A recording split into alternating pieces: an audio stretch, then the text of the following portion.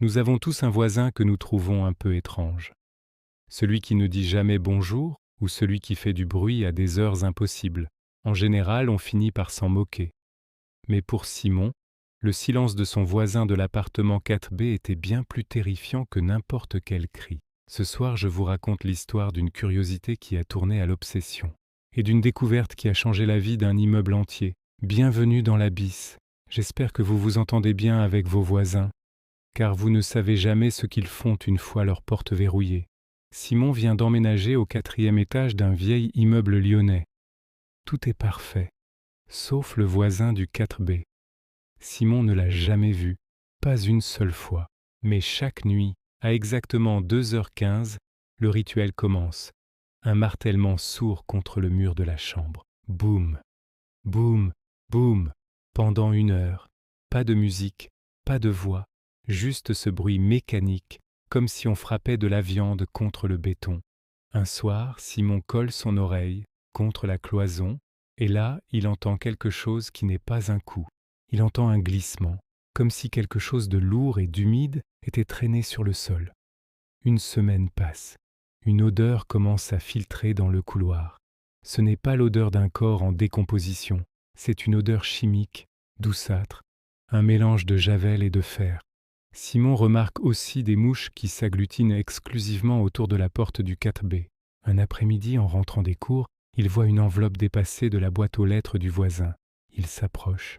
Sous la porte du 4B, il remarque un liquide noir, très fin, qui a séché sur le parquet. Pris d'une impulsion, il se baisse pour regarder à travers la fente de la serrure.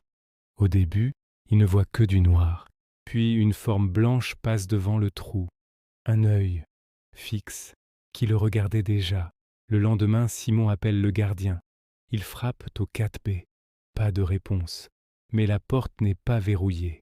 Elle s'ouvre sur un appartement plongé dans l'obscurité, les fenêtres occultées par du gros scotch noir. L'odeur de javel est insupportable. Ils entrent avec une lampe torche. L'appartement est vide de meubles. Il n'y a rien, sauf dans le salon. Des dizaines de seaux remplis d'un liquide sombre sont alignés. Et au milieu, une chaise faisant face au mur qui sépare l'appartement de celui de Simon. Sur le mur, des milliers de petites marques de griffures, là où Simon entendait les coups. Le gardien trouve un carnet sur la chaise. Simon l'ouvre. Il n'y a qu'une seule phrase répétée sur des centaines de pages. Il m'écoute de l'autre côté. Je dois le rejoindre. Soudain, Simon comprend. Le martèlement, ce n'était pas le voisin qui frappait le mur.